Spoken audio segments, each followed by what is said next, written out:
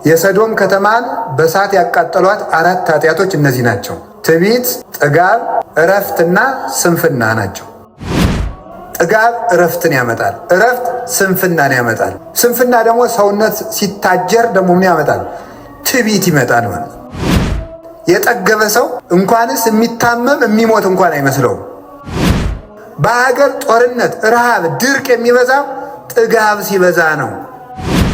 እንዳልጠግብ ባለጸጋ አታድርገኝ፣ እንዳላማርርህ ድሃ አታድርገኝ። የኖህ ዘመን ሰዎች አብዝተው በሉ። ሲበሉ አንድ ሴት አልበቃቸው አለ። የእንጨት ብዛት እሳቱን በደንብ ያነደዋል። የመብል ብዛት ዝሙትን በደንብ በሰውነት ውስጥ ያቀጣጥለዋል ይላል። እየበላ ከማይሰድ ከማይጾም ያለመጠን ከሚበላ ከእንዲህ ያለ ሰው ዝሙት ይሰለጥንበታል። በስመ አብ ወወልድ ወመንፈስ ቅዱስ አሐዱ አምላክ። በስመ አብ ወወልድ ወመንፈስ ቅዱስ አሐዱ አምላክ። በስመ አብ ወወልድ ወመንፈስ ቅዱስ አሐዱ አምላክ። በባሕርዩ ሞት በመንግስቱ ሽረት የሌለበት ቅድመ ዓለም የነበረ ዓለምን የፈጠረ ዓለምን አሳልፎ የሚኖር የአባቶቻችን አምላክ ቅዱስ እግዚአብሔር በልባችን አስበን በአንደበታችን ተናግረን ስለማንፈጽመው ስለ ቸርነቱ ስሙ ለዘላለም የተመሰገነ ይሁን።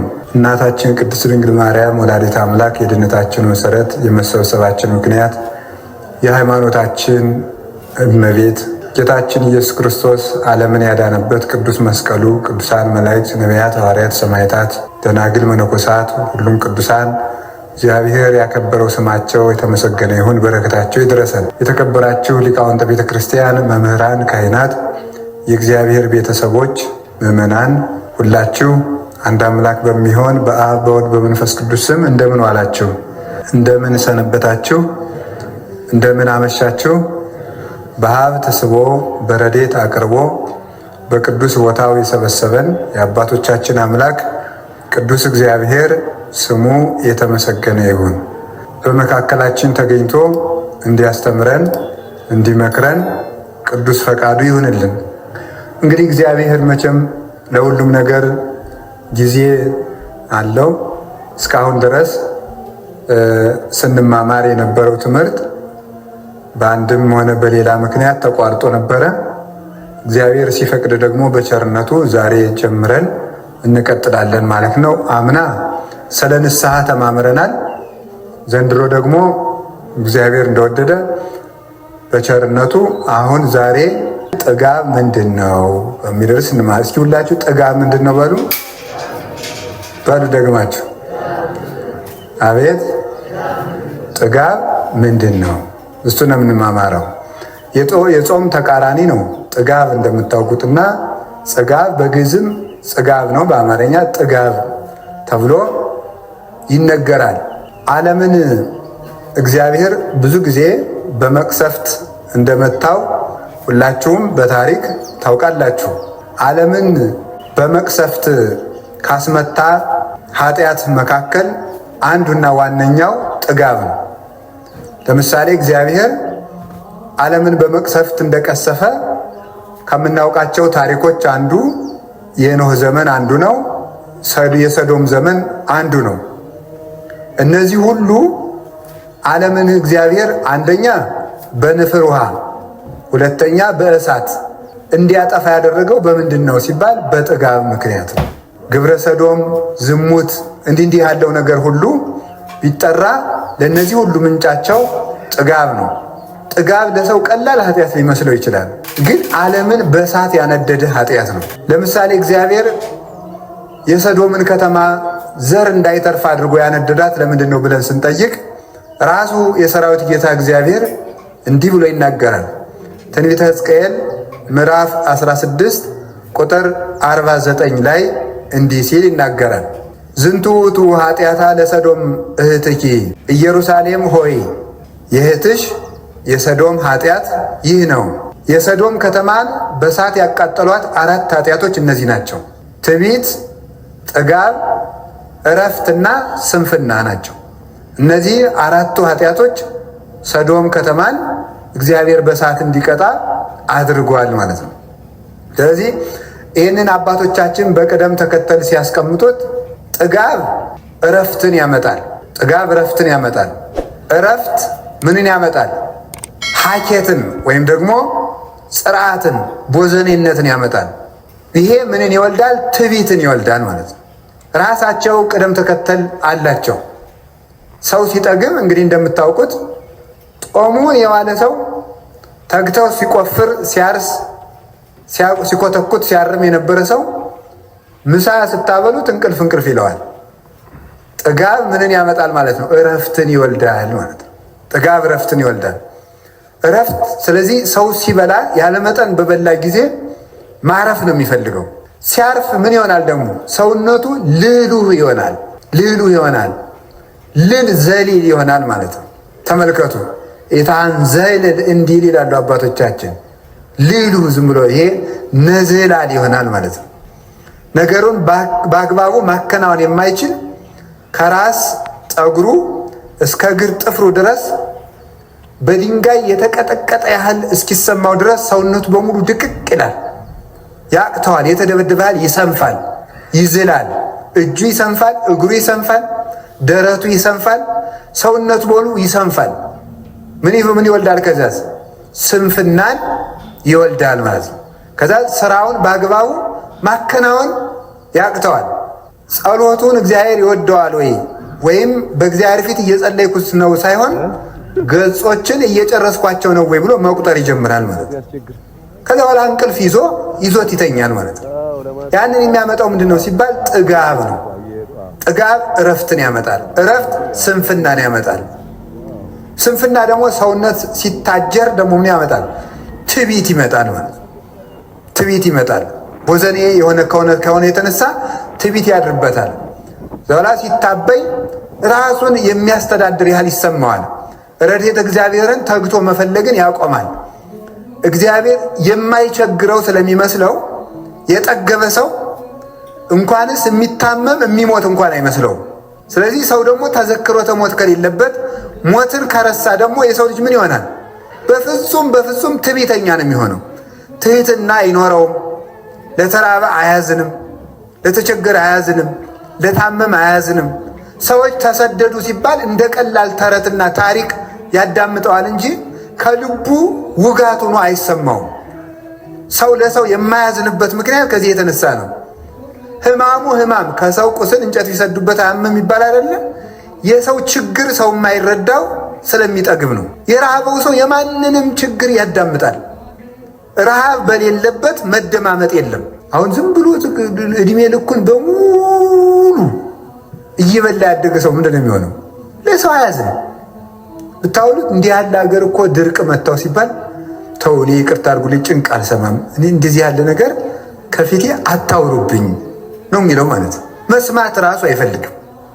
አንዳንድ ሰዎች አሉ አሁን በከተማ ትልልቅ ባለጸጋ የሚባሉት ይሄ የስደተኞች ታሪክን የሚዘግብ ፊልም እንኳን ሲመጣ ዝጉ ልጆች መጨናነቅ የለባቸውም የሚሉ ማለት ነው። እነዚህ ልጆች ምንድን ነው የሚሆኑት? ከዛ ያለ ጊዜው እንደበቀለና ፀሐይ ሲወጣ ወሶበ ሰረቀ ፀሐይ መጽለው እስማሉ እመቅ ለመሬቱ ጥልቅ ስለሌለው አፈሩ ጥልቅ ስላልሆነ በሾህ ላይ በጭንጫ ላይ የበቀለ ስለሆነ አለ ፀሐይ በወጣ ጊዜ ደረቀ አለ። እንደዚህ ነው። ተመልከቱ። እየጠገበ የኖረ ሰው ችግር በመጣ ጊዜ ወዲያው የሚደርቅ ተክል ነው። ጌታ ይህን ነው የተናገረው። ማቴዎስ 13 ላይ በጭንጫ ላይ የወደቀ ዘር ነበረ፣ ፀሐይም በወጣ ጊዜ ደረቀ፣ ለመሬቱ ጥልቀት የለውምና። ሐዘንን የማይወዱ ሰዎች በትንሽ መከራ ሃይማኖታቸውን ይክዳሉ። በትንሽ መከራ ጠባያቸው ይለካል። ከሰው ጋር መኖር አይቻላቸውም። አትንኩኝ ባዮች ናቸው። ሁልጊዜ ማለት ነው ደካሞች ናቸው። እንዲህ ያለ ድኩም የሚያደርገው ምንድን ነው? ሁልጊዜ መጥገብ ነው። ለሰው ማዘን፣ ርኅራኄ፣ ምሕረት የሚጠፋው እግዚአብሔር ሰውን የሚምረው ሰው ለሰው ሲያዝን፣ እግዚአብሔር ደግሞ ለእሱ ይራራል። ተመልከቱ። እናንተ ለባልንጀሮቻችሁ መሐሪያን ሩሩሆች ሁኑ ከመ ትኩኑ ውሉዶ ለአቡክሙ ዘበሰማያት፣ ለሰማይ አባታችሁ ልጆች ተሆኑት ዘንድ እናንተም ለባልንጀሮቻችሁ ሩሩሆች ሁኑ። የሰማይ አባታችሁ ለፍጥረት ሁሉ እንደሚራራ እናንተም ለፍጥረት ሁሉ ስትራሩ የሰማይ አባታችሁን የእግዚአብሔርን መልክ እንደያዛችሁ በዚህ ይታወቃል አለ። ያንን መልክ እንዳንይዝ የማያደርገን መተዛዘንን የሚያጠፋው ምንድነው ስትሉ ጥጋብ። ጥጋብ ሰው ለሰው እንዳያዝን ያደርገዋል። ሰው ለሰው ካላዘነ ደግሞ እግዚአብሔር ለሀገር ምሕረት አይልክም ማለት ነው። ስለዚህ የቸርነት ማጥፊያው ምንድነው? ጥጋብ። ሰሎሞንን ያህል ንጉሥ የዳዊትን ልጅ ምንድነው ያደረገው? የአንድ ቀን ሰው ርቦት በዚያ በቤተ መንግስት ሲለምን አይደለም ስለ እግዚአብሔር እህል ሲል አይ ምንድነው ያለው? አይ ምን ሆኖ ነው አለ ርቦት። ለመሆኑ ረሃብ ምንድን ነው? ረሃብ ምንድን ነው ብሎ መለሰ። ነው ተቀምሳታለህ ብሎ እግዚአብሔር የገዛ ቀለበቱን አጠፋት። ከዛ በኋላ ሰሎሞን 2 እየለመነ በላ ብቻ አይደለም የሚበላው ማጣ። ማዘን እንዲለምድ እግዚአብሔር ጥጋቡን አራቀለት። ከዛ በኋላ ተምሩ እየለመነ ሲበላ እንኳን ተጸይፈውት ከዕለታት አንድ ቀን ሊበሏት የተጸየፏትን የሞተች ዓሣ ነው ወርውረው የጣሉለት። የተጸየፏትን ያችን ደስ ብሎት ሰሎሞንን ያህል ባለጸጋ ጠብሶ ሊበላ ክፍት ሲያደርግ ቁልፉን አገኘና ቀለበቱን እጣቱ ላይ ሲያደርግ የእግዚአብሔር ክብር በላዩ ላይ ሰፈነበትና ንጉሡ እነዚህ ማን አመጣቸው ክብብ ብለው ወደ ቤተ መንግስት መለሱት። ምን ብሎ ጸለየ? መጨረሻ ላይ እንዳልጠግብ ባለጸጋ አታድርገኝ፣ እንዳላማርርህ ድሃ አታድርገኝ፣ እነዚህን ሳልሞት አትከልክለኝ ብሎ ጸለየ ሰሎሞን። ስለዚህ ድህነትም ክፉ ነው፣ ባለጸግነትም ክፉ ነው፣ ረሃብም ክፉ ነው፣ ጥጋብም ክፉ ነው። ሰው ረሃብን አትንሳይ ብሎ መጸለይ፣ ረሃብ አትስጠኝ ብሎ መጸለይ፣ የዕለት እንጀራዬን አትንሳይ ብሎ እንደሚጸልይ ከጥጋብ ጠብቀኝ ተብሎ ተጸልየዋል። ሰሎሞን ጸልየዋል። ከጥጋብ ጠብቀኝ። ሰው ሲጠግብ ማዘን ያጣል። ሲያዝን ማዘን ሲተው ይጨክናል። ሲጨክን ደግሞ እግዚአብሔር በሱ ይጨክንበታል ማለት ነው። እንኳንስ እኛ በስጋ ያለነው ስጋውያን ደማውያን ኤልያስን ያህል ነቢይ የሰው አጥንት እንደ ቅጠል እየረገፈ ኤልያስን ያህል ደግ ሰው የሰዎችን ችግር መረዳት ያቃተው ምን ሲሆንበት ነው? የእሱ ምሳ ስላለችለት ነው። እግዚአብሔር ከአንድ ቦታ አስቀመጠና ለነቢዩ ለኤልያስ አንዳንድ ጭን ስጋ እየመጣለት ያችን ይበላል። ውሃይቱ ከማር ከውሃ የምትጣፍጥ ንጹሕ ምንጭ ትፈልቅለታለች። ነቢዩ ኤልያስ ያችን እየተመገበ ተመስገን፣ በአገሩ የረገፈውን አያስብ።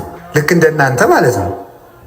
ቁርሳችሁ እራታችሁ ስለማይጎላችሁ የማይጎልባችሁ በየበረሃው የወደቀውን ሰው ትዝ የሚለው ሰው የለም። ዳቦ እየበላ እግዚአብሔር ለምን እንጀራ አይሰጠኝም ብሎ እግዚአብሔር ጋር ትግል የሚገጥም ነው ያለ። ለምን የማይሰጠኝ የቤት ኪራይ የሚከፍለው ሳያሳጣው እግዚአብሔር ለምን ቤት አይሰጠኝም ብሎ ነው ሰው የሚበሳጨው ማለት ነው። ራሱ ስለበላ በየበረሃው ቀባሪ አጥተው የሚቸገሩትን የሚያስባቸው የለም። ጠያቂ አጥተው የታሰሩትን የሚያስባቸው የለም። ለዚህ ነው እግዚአብሔር ጥጋብን አጥብቆ የሚጠላው። እና ኤልያስ እንኳን ያችን እየተመገበ ቁጭ አለ። ኋላ አንድ ቀን እግዚአብሔር እነዚያን ቁራዎች በሉ አቁሙ፣ ይሄ ሰውዬ ለሰው ማዘን አቁሟል፣ የራሱን ምሳና ራስ ስላልነሳሁት አቁሙ፣ ዝናብ እንዲጠይቀኝ እኔን አቁሙ አላቸው። ቁራዎችን አስቀረ። ቁራ ነበረ። አይ የቁራ ስም ሲለወጥ የእኛ ስም ሳይለወጥ ቀረ። በኤልያስ ጊዜ ስንቅ አቀባይ ሆነ። ይኸውላችሁ እግዚአብሔር ሲፈልግ በአሞራ አፍም ስጋ አምጥቶ ይመግባል ማለት ነው። በበላተኛ አፍ ምግብ አምጥቶ እግዚአብሔር ይመግባል። በበላተኛ አፍ እኮ ነው የሚያመጣው። ስለዚህ ምን አደረገ? መገበውና ነቢዩ ኤልያስ እየወጣ ቢያይ የለም። ውሃይቱን ደግሞ ሄዶ ቢያት ደርቃለች። አዲያ ኤልያስ እንደኔና እንደናንተ ተበጻባጺ አይደለም። ይሄ ዝም ብሎ ሁከት ይገባል። ፈጣሪ እኔ ምን በደልኩ አላለም። ምን በደልኩ ያንተ ብዬ ወጥቼ ረሃብ የምትገለኝ? ዝም ረሃቡን ታግሶ ምንድን ነው ነገር ብሎ ዝም ታግሶ ጀግና አይደል? ዝም አለ። ኋላ እግዚአብሔር ሲያበላውም ዝም አለ። ደግሞ ቢያስቀርበት ዝም። እንዲሁ እኮ ግሩም እግዚአብሔር ቸር አይደለም? ይሄ ደግሞ የእነሱን ጉዳት ይህ ብዬ ምሳና እራቱን ባስቀረበት ደግሞ እሱ ራብ ሊሞት ነው ብሎ እግዚአብሔር ቸር አይደል? ኤልያስ ታግሶ ራቡን ዝም ቢል እግዚአብሔር መጣና ኤልያስ እንዴት ነው ነገሩ? በላውን ደግሞ አንተ ራብ ትሞትን? ተመልከቱ። ሁራ ሀገረ ሰራፕታ፣ ወደ ሰራፕታ ሂድ። ወበየተ ሴሰየካ ሀቲ መበለት በዚያ አንዲት ድሃ ትመግብሃለች አለው። ሄደ። ከዚያ በኋላ ቅዱሳን የዕለት ራት እንኳን ቢያጡ እግዚአብሔር ውጡ ሳይላቸው አይወጡ፣ እግዚአብሔር ግቡ ሳይላቸው አይገቡ። የሚሰማሩ ከእግዚአብሔር አግኝተው ነው። እምኀበ እግዚአብሔር ይጸን ሁረቱ ለሰብእ የሰው ጎዳናው ከእግዚአብሔር ተነስቶ ሲሆን ይቀናል ብሏል ቅዱስ ዳዊት። አይሄዱም። ለመብላት እንኳን ጦም ውለው ጦም አድረው እንጀራ በዚህ ሀገር አለ ቢባሉ እንኳን እግዚአብሔር ሂዱ ሳይላቸው አይሄዱም። ተነስቶ መንገድ ለመንገድ ሰራፕታ ሂድ ያለው መንገድ ለመንገድ የወደቀውን ሰው አይቶ ለካ እኔ ሥጋዬን እየበላሁ ኃይል እየጠጣሁ የሁሉ ሰው ተርቦን የሚያድሮ እንዲያዝንና ዝናብ አዝንም እንዲላይ ብሎ ነው። ከዚያ በኋላ ሄደ አየ። አይቶ ደግሞ ይኸውላችሁ አንዲት ድሃ አገኘ። እንዴት አደርሽ አንቺ ሴት አላት። እግዚአብሔር ይመስገን። እባክሽን ተመልከቱ ትንሽ ቁራሽ ዳቦ ስጭኝ አላት። በዚያውም ትንሽ ውሃ ስጭኝ አላት። አይ ያው እግዚአብሔር ምስክሬ ነው፣ እቤት ያለችው እፍኝ ዱቄት ናት። ያችንም እኔና ልጄ አንተም በልተናት እንሞታለን። ማን ሄዳለችው? እባክሽ እርቦኛልና መጀመሪያ ለኔ አምጪልኝ አላት። ቂጣውን ጋግሪና መጀመሪያ ለኔ አምጪ፣ ኋላ ደግሞ አንቺና ልጅ ትበላላችሁ አለ።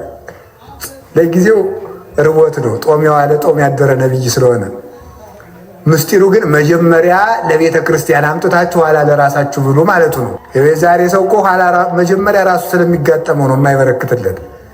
መጀመሪያ ለኤልያስ ጋግሮ ማምጣት፣ ቀጥሎ ራስ መብላት ነው። መጀመሪያ ለቤተ ክርስቲያን ነው። ድሮ እኮ እሸትም ሲደርስ መጀመሪያ የሚወሰድ ለጳጳሱ ነው። አዲስ እሸት ቢደርስ ገበሬው የፈለገ ርቦት ቢቀር ከጳጳሱ ወስዶ አስባርቆ ይሄው አዲስ እሸት ወይኑ ትርንጎ ደርሷል፣ ባቄላው በቆሎ ደርሷል፣ አባታችን ይባርኩልን ብሎ እዚያ በኋላ ይበላል ማለት ነው።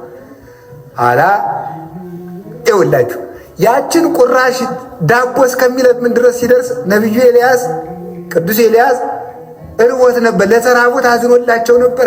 ይህ እንዲሯቸዋል ብሎ ከዚያ በኋላ አንቺ ሴት እግዚአብሔር ይበርክት ብሎሻል አለና ሲባርከው በረከተ። እህል እስከሚበቅል ድረስ በረከት ከቤትሽ አይጠፋም። አበረከተው። ሲበረክትለት ደግሞ ያችን ዳቦ በዘይት እየበላ ረሳ። ይኸውላችሁ ረሳ። ጥጋብ ክፉ ነው አላሎቹም? እንኳን እንደኔና እንደናንተ ያለነውን ተራ ሰዎች ነቢዩን እንኳን አስረስቶታል። ጥጋብ ክፉ ነው። አስረሳው። ነቢይ ኤልያስ ያችን ቀን ጸሎቱን ይጸልያል፣ ትንቢቱን ይተነበያል፣ ምስጢረ ነቢያትን በሙሉ ያመሰጥራል። እግዚአብሔርን ባይኑ ያየዋል። ንጹሕ ድንግል ንጹሕ መንፈሳዊ ነው። በሰርክ ሰዓት ምግቡን ያቺ መበለት ትሰጠዋለች። ምን ተመስገን ብሎ ቁጭ አባ ሀገር የሚያልቀውን ሕዝብ ትዝ የለም። ለጉሟል ሰማዩን። ይሄ ሰውዬ አገር ሊያጠፋ አይደለ ብሎ ደግሞ እግዚአብሔር እንግዲያማ ተሻለማ ብሎ አንድ ቀን ታቅፎ እሷን አስታቀፈችውና በልጄን ያዝልኝና እኔ ውሃ ይዤ ልምጣ ብላ ውሃ ብትሄድ እንጨጨራሩ ልቅሜ ልምጣ ብትል እግዚአብሔር እንግዲህ ፊት ቁራ ባስቀርብህ አላዝን አልክ፣ ውሃ ባስቀር አላዝን አልክ። ደግሞ ዛሬ እንግዲህ ህዳ ቤት ባበላ ደግሞ ለፍጥረት አታዝንም እንዴ ብሎ እንደያዘው የሴቲቱ ልጅ ሞተበት። ኤልያስ እንደታቀፈው ኋላ አፉን ካፉ እጁን ካጁ ገደመና ጌታዬ እንዴ ምንድን ነው የነገር? እንግዲህ እኔን ማን ነቢዩ ኤልያስ መጣ ይለኛል፣ ነፍሰ ገዳዩ ኤልያስ መጣ ይለኛል እንጂ ይሄን ልጅ አስነሳ አለ። ተበሳጭቶ ማለት ነው። ጠብቅ ተብዬ በህድ እኔ እግዚአብሔር ነቢይ ነኝ፣ ያንተ ነቢይ ተብዬ ሙት ማስነሳት ሲገባኝ ከኔ እጅ ደግሞ ሰው ይሙትብኝ እንዴ ብሎ ደግሞ እሱም ተናዶ ወደ እግዚአብሔር ጸለየ። ኤልያስ አዘንክ አለው። ምን ነው አላዝን? ሰው ጠብቅ ተብዬ እጄ ላይ ሲሞላ አላዝን ነው እንዴ? አንተ ላልፈጠርከው ፍጥረት ስታዝን እኔ ለፈጠርኳቸው አላዝንም? ፍሩ አስተርእዮ ለአክዓብ በላውን ሂድና ለአክዓብ ተገለጥለት። ሄዶ ኤልያስ እግዚአብሔር ቸር አይደል? ለሕዝቡም አዝኖ የኤልያስንም ውለታና ስልጣን አክብሮ ወዳጁ ስለሆነ ኤልያስ የገዘታትን እግዚአብሔር ሁሉን ቻይ ነኝ ብሎ አልፈታበትም። አስፈቅዶ አታሎ ነው። ሂድ ኤልያስ ቀስ እያደረገ ነው። እንደኔና እንደናንተ ያለውን በጉንፋን ቢሆን ብሎ እንደ ግዱን ስራው እንዲሰራ ያደረገው ነበረ። ኤልያስን ግን አታሎ ለእሱ አምልኮት የሚቀና ስለሆነ ሂድና ዝንም አንተ ፍትሐ ብሎ እግዚአብሔር እሱን ላከው። ፈታና ዝናም ዘነመ እና የእግዚአብሔር ቤተሰቦች ሲበሉ ሲጠጡ እንኳንስ እኛን ነቢያትን፣ ደናግላንን፣ መነኮሳትን፣ ቅዱሳንን ሳይቀር ጥጋብ ዓላማቸውን ያስረሳል ለማለት ፈልጌ ነው። እግዚአብሔር ከጥጋብ ያድነን።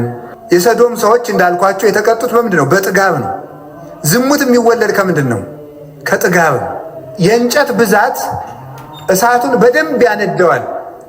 የመብል ብዛት ዝሙትን በደንብ በሰውነት ውስጥ ያቀጣጥለዋል ይላል።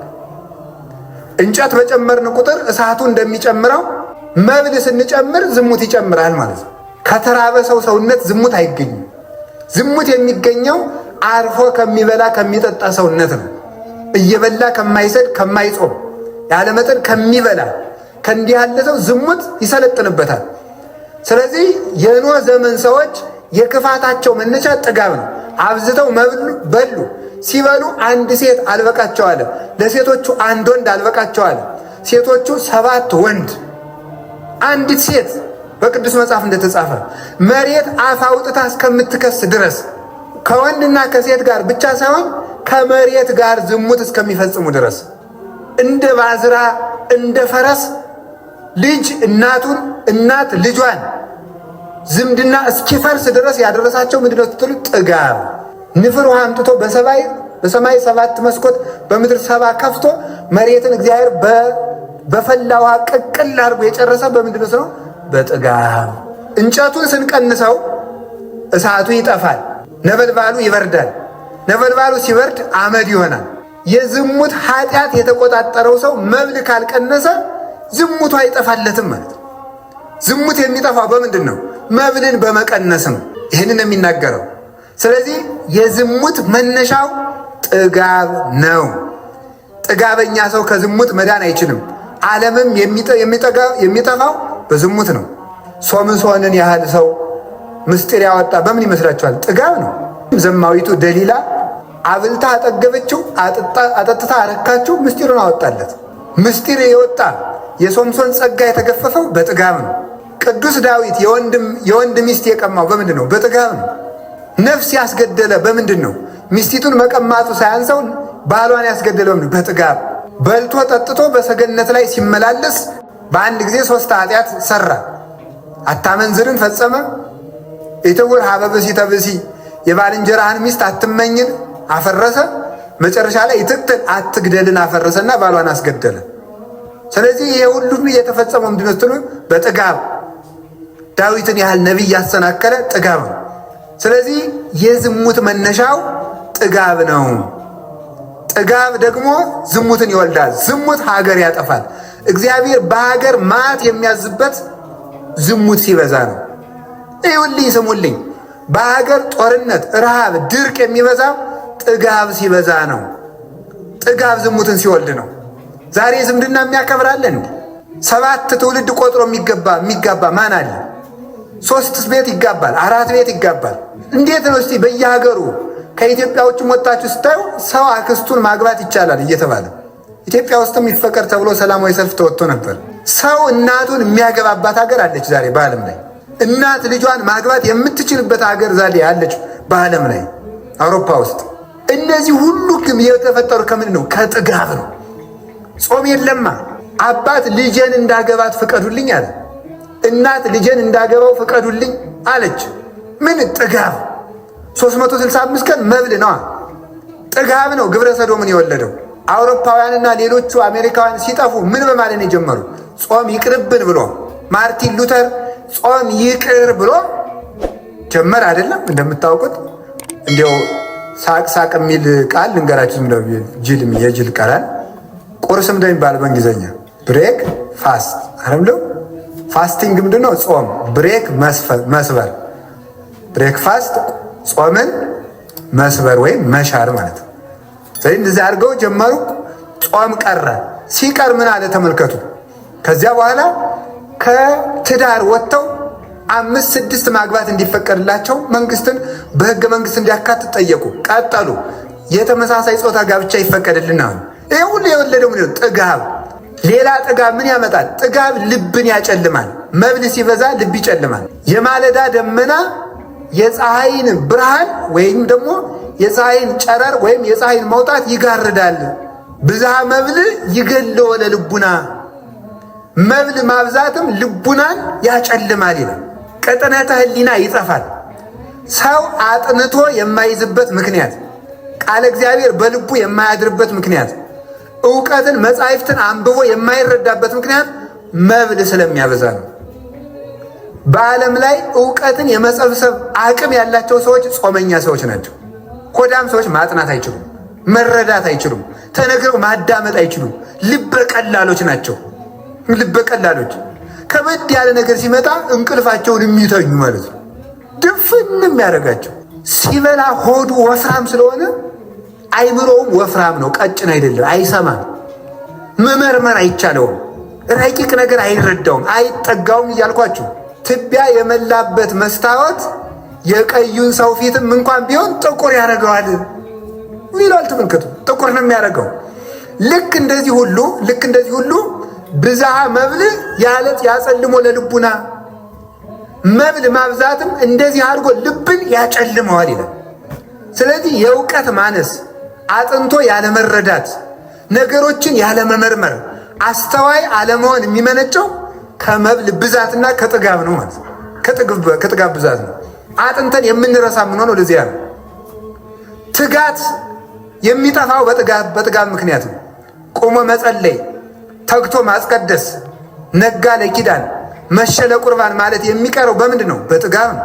መጽሐፈ መነኮሳት የሚለው የጾመኛ ሰው ሰውነት ሌሊቱን ሙሉ ተኝቶ ማደር አይቻለውም ነው የሚለው። የጾመኛ ሰው ሰውነት ሌሊቱን ሙሉ ተኝቶ ማደር አይቻለውም። ትጋት የሚወለደው ከጾም ነው። ስንፍና እንቅልፍ የሚወለደው ከመብል ነው። መብል የቀነሰ ሰው ምን ያደርጋል መስላችሁ? እሱ ልቡና ሁሉ ትጉህ ነው፣ ሰውነቱ ሁሉ ሸካፋ ነው፣ ንዝላል አይደለም። ስለዚህ ሰው ተግቶ መጸለይ ይቻለው ዘንድ ምን ማድረግ አለበት? መጾም ይጠበቅበታል። ክፋት የሚበቅለው ከጥጋብ ነው። ይኸውላችሁ ዝሙት ይበቅላል አልኳችሁ፣ ስንፍና ይበቅላል አልኳችሁ። ድንቁርና የሚበቅለው ራሱ ከምንድን ነው? ከጥጋብ ነው። ሰው አላዋቂ የሚሆነው በጥጋብ የተነሳ ያለ መጠን በመብላት። ያለ መጠን የሚበላ ሰው እውቀት የለውም። ስለዚህ ትጋት የእውቀት ምንጭ ነው። ረሃብ ደግሞ የትጋት ምንጭ ነው። ጥጋብ የእንቅልፍ ምንጭ ነው። እንቅልፍ ደግሞ የድንቁርና ምንጭ ነው። መብል ባለበት ትጋት የለም። ትጋት በሌለበት እውቀት የለም። እውቀት የሚሰበሰበው በትጋት ነው። ንብን ይዋት ተኝታ አይደለም ያን ሁሉ ማር የምትሰበስበው፣ ተግታ ነው፣ ወታ ወርዳ ነው። ስለዚህ ተመልከቱ፣ ንብ ማርን እንደምትሰበስብ ማር ቃለ እግዚአብሔር የሚሰበሰበው በትጋት ነው። እስቲ እንዲያው የጥናት መድኃኒት ምንድን ነው? ተበጥብጦ የሚሰጣል እያልክ ተጃጃል። እንግዲህ አታጠናም፣ ተግታ እንቅልፍትን አትቀንስም። እንዲህ ተጋድመ እንደ ግንድ እያደርክ እንዲህ ነው አብሾ በየት ነው የሚገይበል? እንግዲህ ያለ ነገር የለም። እንዲሁ የሚደገም አለ የእውቀት የእነ ዮሐንስ አፈወርቅ ልጅ ሁነን እንዲሁ ይሄ ወረቀት ፍለጋ ድግምት ፍለጋ ደግሞ ምንድን ነው? ዮሐንስ አፈወርቅ ብሉይና አዲሳትን ያጠናቸው ምን አድርጎ ነው? 15 ዓመት በሙሉ ገብስ በሚዛን እየመዘነ እየበላ ነው። ትጋት ነው፣ ጾም ነው እውቀትን የሚገልጠው። ይሄ ደግሞ ዝም ብሎ ድዝድዝና ይሄ ክርታስ ፍለጋ ደግሞ መሮጥ ምንድን ነው ደግሞ? የሰው ልጅ ክርስቶስን ያህል ጥበብ እያለ ጥበብ ኃጢአት ነው ምንድን ነው? እስቲ አሁን ከነቢያት ከሐዋርያት ከሊቃውን አንድ ቅጠል በጥብጦ ሊቅ የሆነ ሰው አለ? የለም፣ ማንም የለም። ያሬድ ነው? አባ ጊዮርጊስ ነው? ዮሐንስ አፈወርቅ ነው? ቄርሎስ ነው? ማን ነው? እስቲ አሁን አንድ ማን አለ? እስቲ አሁን ለወደፊቱ ሰው የእውቀት መድኃኒት መጠጣት ይቻላል አይቻልም ብሎ ከጠይቃችሁ ከሊቃውንት የጠጣ ሰው አምጣ ነው። ከሊቃውንት የጠጣ ሰው አምጣ። እስቲ ከቅዱሳን በገድልም ሆነ በድርሳን እገሌ ይህንን ቅጠል ጠጥቶ ሊቆን የሚል ካመጣት ጥሩ። አባቶቻችን ካላደረጉት ደግሞ ምንድነው? ነይነሰን ተሉ እምነት አበዊነ ቅዱሳን ዘይን በለተወላውሎ ነው የሚለው ቅዱስ ቄርሎስ ሲናገር ሃይማኖተ አበው ላይ። እኛ አባቶቻችን ጎዳና ያለ ጥርጥር ሃይማኖታቸውን ከነስራቸው ነው የምንከተላቸው። ይሄ ነው። ሰው ለምንድን ነው አዋቂ የማይሆነው ካላችሁ፣ ድንቁርና የሚወለደው ከስንፍና ነው። ስንፍና የሚወለደው ከጥጋብ ነው ማለት ነው። አምኖ የሚጸልይ ሰው ጸሎቱ ለዘይጸውም በእንባ አሚን፣ እየጾመ በእምነት የሚጸልይ ሰው ጸሎት ይላል በአየር ላይ እንደሚበር እንደ ንስር ፀጉር ነው የሚለው። እንደ ንስር ጥጋቡ አያሰጥመውም፣ በእንቅልፍ ባህር አይሰጥምም ማለት ነው። ስለዚህ ከፍ አድርጎ ጸሎቱ የሚያርግለት ጥጋቡን የቀነሰ ሰው ነው። የጾመኛ ሰው ጸሎት ያርጋል፣ ጥጋብ ግን ወደ ታች ያወርደዋል። አዳምን ወደ ታች ያወረደው ምን እንደሆነ ልንገራችሁ፣ መብል ነው። ስለዚህ እግዚአብሔር የቅድስናን መጀመሪያ የጀመረው በጾም ነው። ውርደት የተጀመረ በመብል ነው። አዳም በለስን ሲበላ ውርደት ተጀመረ። አዳም ሲወርድ አጋንንት ደበደቡት። አዳም መውረድ የጀመረ በምንድን ነው? በመብል ነው። አጋንንትን የሚሰበስባቸው ምንድን ነው? መብል። አጋንንት እኛን በዝሙት የሚደበድቡን፣ በቂም የሚደበድቡን በምን ይመስላችኋል? በነገር የሚደበድቡን በምን ይመስላችኋል? በጥጋብ ነው። አዳም ሲወርድ የተገኘ በመብል ነው። ሲወርድ ባያገኙት ወንበዴዎች ባልደበደቡት ነበር። የደበደቡት ደግሞ ሲወርድ አግኝተውት ነው። የወረደ በጥጋብ ነው። አየህ። ስለዚህ አዳም የወረደ በመብል ስለሆነ የአዳም ውርደት በመብል ስለተጀመረ ትንሣኤያችንን ክርስቶስ በጾም ጀመረው። ለዚህ ነው መጀመሪያ 40 ቀን ጾሞ ስብከትን የጀመረበት ምክንያት። ውርደት በመብል እንደተጀመረ ትንሣኤ በጾም ይጀመራልና የመጨረሻው ሕይወታችንም ጾም ስለሆነ መብል አይደለም። የሚገርማችሁ ተመልከቱ። ዝውቱ ግብረ አይሩ ማር ይስሐቅ አዘውትሮ ጾም እየሻሩ በሕግ ከተወሰነው ሰዓት በታች ሰዓት እየቀነሱ ጾምን ቀንሶ መብላት የእሪያና የአሳማ ስራ ነው ይላል። ባለቤቱን የሚያውቀው መብል ይዞ ሲመጣ ብቻ ነው፣ ሌላ አያውቀው። ውሻ በሽታ ነው የሚያውቀው፣ አሳማ በመብል ነው የሚያውቅ።